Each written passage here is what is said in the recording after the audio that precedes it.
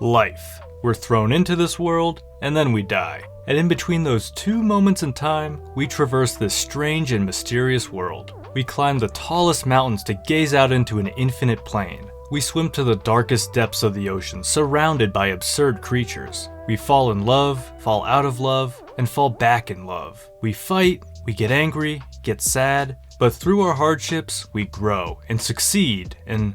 Wait. Are you on your phone?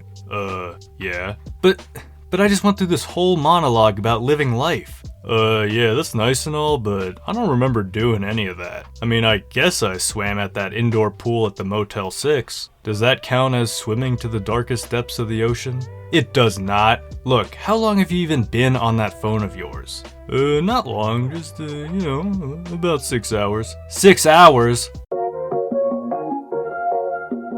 Hello and welcome to Philosophy Tunes, and today we're covering a letter from the Stoic philosopher Seneca, entitled On the Shortness of Life. With a title like that, I hope you expect a joyful and calming episode. I mean, okay, let's be honest, it's uncomfortable to think about, right? This thought just sneaks up on you at the worst times. Maybe you just finished binging Netflix or grinding out on a video game. Or maybe you're scrolling through social media seeing all these influencers live lavish lifestyles, traveling the world with beautiful people, eating at 5-star restaurants each night. And in those moments, the thought hits you. Holy shit, I'm wasting my life. I could be out there doing something and living, but instead I'm just dying away here in my studio apartment in Portland, Oregon. And who the heck wants to live in Portland, Oregon? Well, don't worry, because you're not alone in feeling this way. In fact, you probably have it easy. You see, Seneca is writing this as a more older man, and this is how he's feeling. In other years, time did not seem to me to go so swiftly. Now it seems fast beyond belief.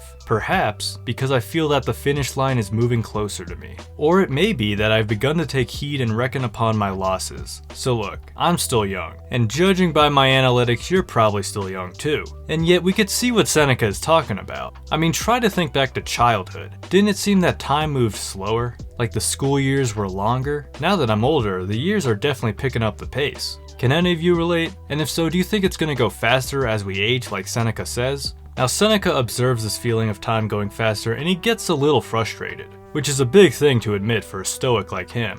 For this reason, I am all the more angry that some men claim the major portion of this time for superfluous things, time which, no matter how carefully it is guarded, cannot suffice even for necessary things. Now what might be these superfluous things? Well, Seneca references lyrical poets and dialecticians, and I'm gonna make an assumption here, alright? That none of you have a problem spending a lot of time with lyrical poetry or being dialecticians. I know it's a bit of a bold assumption to make, but hey, just guessing. Therefore, we need to think of some modern day examples, and like the introduction suggests, I think a good place to start is with our phones. But if we're thinking superfluous, then not all phone use is bad. I mean, if you're waiting in line or in a waiting room or waiting in general, you're not really missing much by not using your phone. But there are other situations where you kind of escape life by using your phone. I was on this date once, and guys, it was a 3 out of 10 date. I know that sounds harsh, but that's actually generous. We went to a ramen place, so that's where those 3 points come from. But she was on her phone legitimately the whole time. She might have put it down maybe like twice during the whole night. So ask yourself, who got more out of life, out of that date? The person who was on their phone, or the person who wasn't? The answer, her, because I ended up paying. But you see my point, right? I think this relates to the idea of opportunity cost in economics. By doing something, anything, you miss out on doing something else. And by being on your phone, you are missing out on interacting in the world. And apply this to anything you do that you might think is superfluous. Ask yourself, why am I doing this and what can I be doing instead? But you know, this whole message of don't waste time is common sense, right? I mean, I don't need some dead Roman philosopher to tell me that time is precious. And yet, admit it, we all engage in time-wasting activities. I mean, maybe if you take Adderall all the time, you could be a productive genius, but if you're being honest with yourself, you probably waste time in some way. Which brings us to another gem from Seneca's letter, a motivational mindset, so to speak. You see, he imagines he's in this castle, but there's an attack coming. All the residents of the castle are preparing for battle, but Seneca, he's screwing around, being silly. Now we all agree that he's wild for not preparing for the attack, but he relates this little story to reality. And yet, in the former case, it would be merely a peril from the outside that threatened me, and a wall that sundered me from the foe. As it is now, death-dealing perils are in my very presence. I have no time for such nonsense. A mighty undertaking is on my hands. Death is on my trail, and life is fleeting away. So Seneca reminds himself that he's mortal and death is around the corner. This relates to a saying that's very famous amongst the Stoics, memento mori, which roughly translates to remember you must die. It's a phrase that reminds us of our mortality so we could act accordingly in the now. It's a reminder to not act frivolously. Which is why, for the low price of $26, you could own your very own memento mori coin from the Daily Stoic store. Also check out other Stoic merchandise such as medallions, jewelry, art. Okay.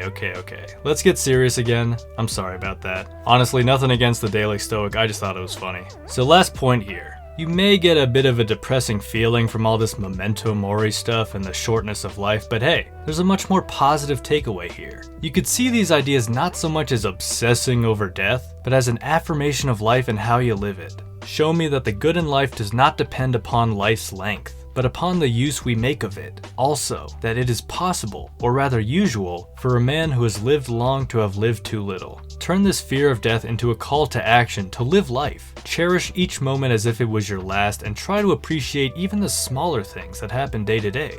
And that concludes our video. Hopefully you didn't walk away more terrified of death. If you somehow did, then I only have one recommendation. Go to the Daily Stoic store and buy. I'm kidding. If you like this video, then actually like it, subscribe, and hit the bell button. And with all that, friends, I wish you all a beautiful rest of your day.